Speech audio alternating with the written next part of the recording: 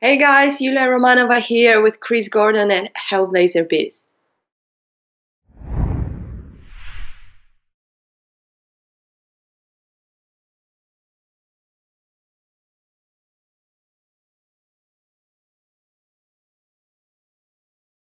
So I'm talking about obviously going back to your career again, moving back. Is you've obviously founded Romanov Pictures, which is what you said, obviously part of your production as well. How have you found? What do you prefer? Do you prefer the acting side, or well, we've talked about how you love the producing side, but which do you prefer out of acting and producing? Yeah, that is the question that I think everyone asks me that. Sorry. But I like yes, I like both. I like when I can do both of them on set, but I think I have to say acting Okay. because it reflects more of my passions. Say, but yeah, I do enjoy doing those two things at once because, well, I like to be in control of the project. When you're a producer, you aren't in control of the project. Yeah.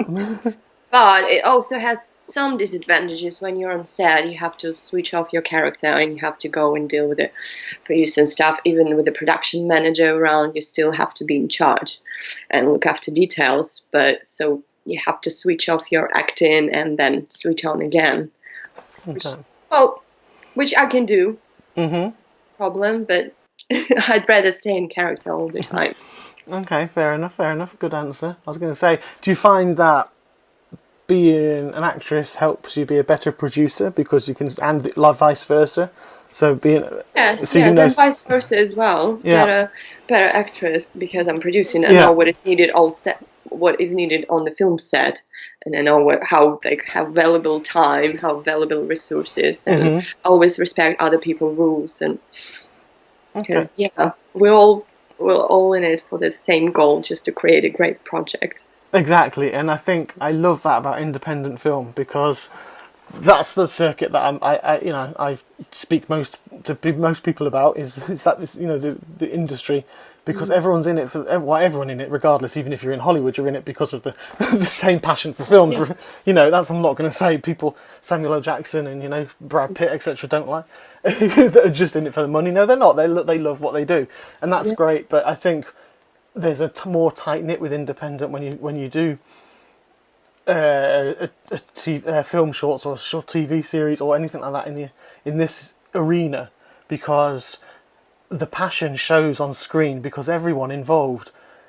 It's yeah, yeah. especially with independent, because I think everybody knows they don't make lots of money for people. As in they don't. That's a sad fact of life.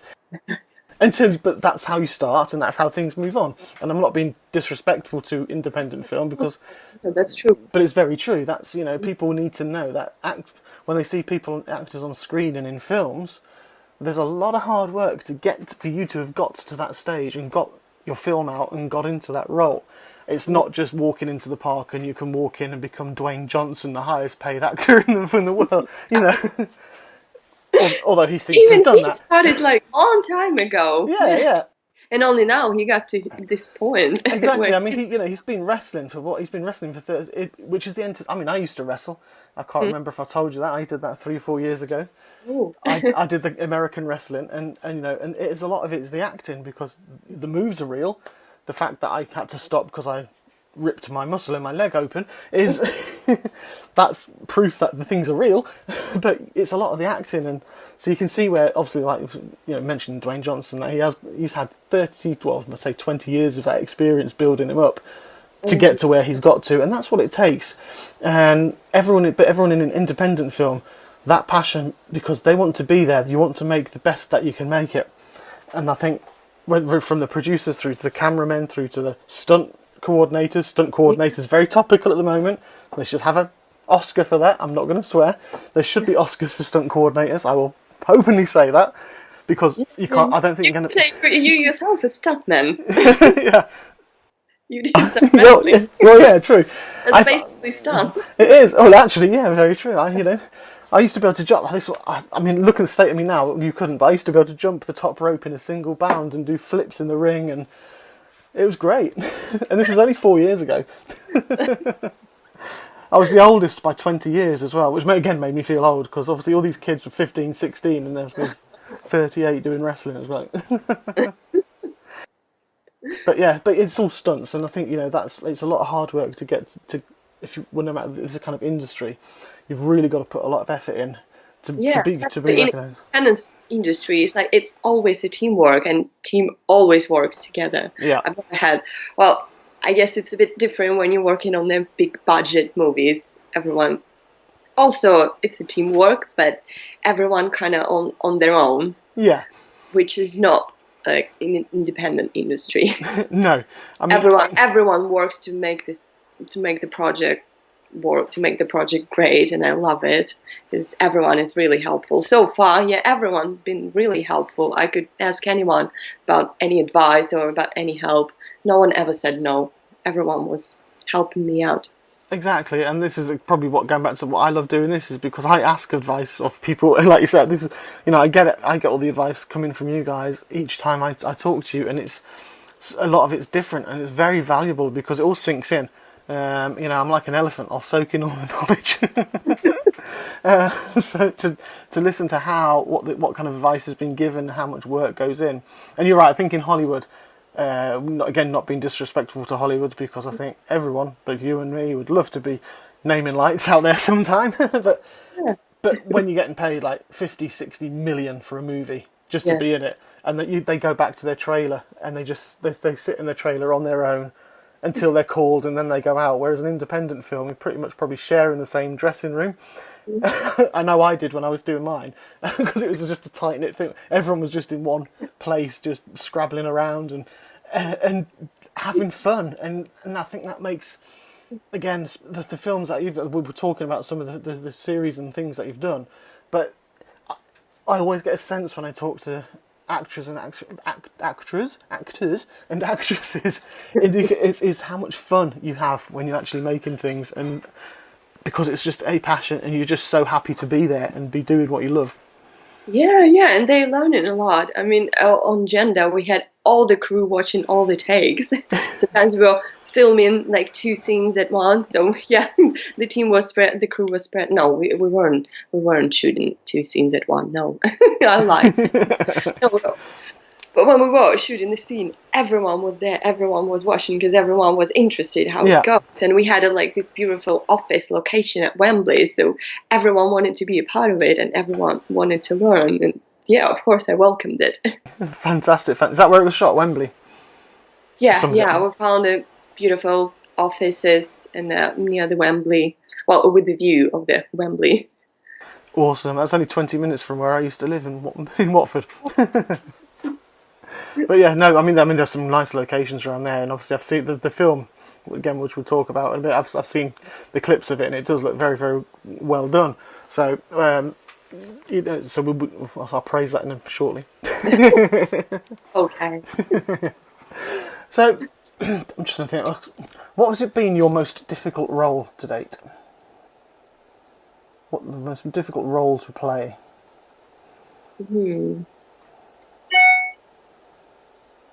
I guess I should say that the Anna from Gender. Okay. That character was quite far from myself. Mm-hmm. She was, too serious to focus on her job.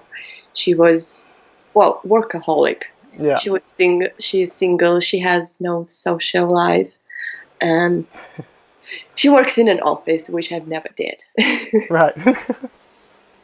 Yeah, no, that's fair enough. I was going to say, because that's true, because you are a very social person, and but also because I had in Gender, we had a lot of scenes with her when she doesn't speak, and everything just have to show with her eyes, with her face, and to express her thoughts with no words. Yeah, that was tricky, but I think I did not bad. That's great if you can do that, again, because that is a skill in itself. Acting's a huge skill in itself, which is, and a lot of training, etc., to do, which you've done. But yeah, to be able to convey your emotion and convey how you're feeling and thinking. In a book, for example, there could be like 5 pages explaining how someone's feeling. And even on the script, you could have, this is how this person's feeling, for 3 pages of the script. and it's literally it's like, okay, but you can't say anything. So you're like, it's Yeah. 2 seconds. yeah. So yeah, you've got to put that right across, and so yeah, I can imagine, getting that right on screen, which you do, because I've seen a few clips of it, like I said, and it does. You do come across, and it's also. I mean, I've worked in offices since a long time. That's my main career. That's what I'm trying to do this for, because I want to follow my passion now. But I've worked in offices for a good 19 years now, since 2019, and I've seen a lot of what happens in gender. I know that it's happened. I've seen it go on. So for me, it was very interesting to see. And finally, it's a very topical and contemporary film, because it's going on, and now it's coming to light more. It's happened for years, but it's now, I think, it's starting to come to light more, and people are realising, hang on, this is going on. We can't hide it anymore. We need to do something about it, and that's what I think gender is great for, because that's that is the point. She's looked over several times, in that sort of respect, and I say I've seen that in the office. I've seen people getting looked over, and I'd say it is because they're female. I'd say sometimes it might be because they're of a different colour as well, but I've seen it happen, and it's not nice, and you think that person's really, really good for the job. Yeah, exactly. I was just talking about that today with the review. He wanted to review gender, and I was saying we just wanted to explore this issue more. We didn't want to put up that men are bad, they always discriminate. No, we just wanted to put it out there that this issue exists, and we just wanted to put it for everyone, because not everyone was aware of that.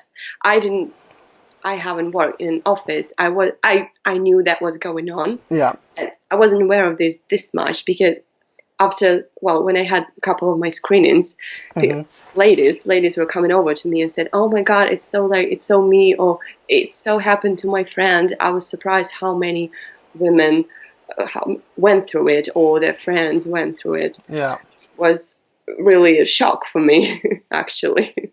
But yeah, that's so it's very topical. It's a very good film, and I think it's a very good time and to get it out there. And obviously, it's been doing really well in the circuits as well. I mean, you've got Best Producer nomination. Is it a nomination, or have you got the award? I can't. Yeah, no, nomination. Nomination, yes. Fingers crossed. Okay. Oh, it was last year. Oh, was it? Oh, sorry, Yulia. Right, okay, let's scrap that bit. So, are you getting back at me? I am. Yeah. A bit earlier. Yeah. Yeah, karma, revenge. But actually, that story, the writer Giselle Mavesine, she wrote it it's based on her life. She used to work in the office. She used to work for the marketing company, and that happened to her. Right. That story happened to her, so she decided to write it. We wanted to explore some serious topics, to shoot a film about some serious topics, and she told me, like, hold on a sec, I'll get back to you in a week. And in a week she contacted me, she sent me that script. Yeah. She said, oh, I wrote it in 2 days because it was based on my life. I just wanted to get it out. We wanted to introduce it to people. We wanted to express that unfairness. We want just people to see that this still going on, still exists. And there's something you can do about it. Definitely there is. Actually, when I was studying here at the university, I was doing a paper on all these comparing the roles of women in film, and one of the earliest mentioned that really started to stand out was the Ripley in Aliens. Oh yes. One of the reasons this franchise also was so successful is it showed women from completely different side. Yeah. A different character. Yeah, exactly. No longer. I mean, you mentioned that's one of my favourite horrors as well. That's just I'm a sci-fi fan. I'm a horror fan, and that has everything. I can't watch Aliens without having a cushion because I have to. It really is. But yeah, it turned it all around for. Exactly, for women, because people have seen for years, like Mary Poppins, and you goes, yes, Mr. Banks and stuff like that, to all of a sudden Sigourney Weaver going in, effing and blinding, kicking ass, and just like and we thank her for that. Oh yeah, yeah, exactly. And I mean, I have this discussion a lot with actresses. The more there are many more roles now, I think, which are empowering women in film and giving women the opportunity to come out and be leads in, not just traditional things, etc. You see things like Jessica Jones, Marvel, Captain Marvel's now female. You've got loads of, not loads, there's still loads of room to grow, but there's a lot more roles coming out which are female-led, female-driven, and you know what? They kept saying they're never going to work, they're never going to work. Well, yes, they do. They said that Star Wars wouldn't work with Rey being female, the lead. It's like, hello? It's huge. Everyone loves it.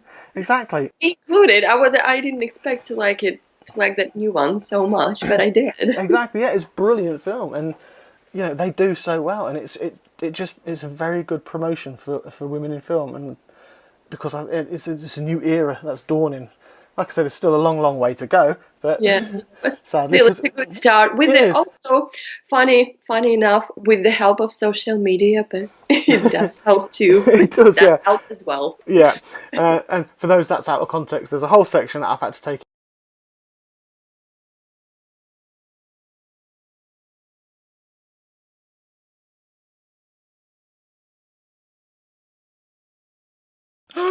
Part 2 is over, but there is a part 3. Go on and click it and watch it and listen now. Enjoy. See you in a minute.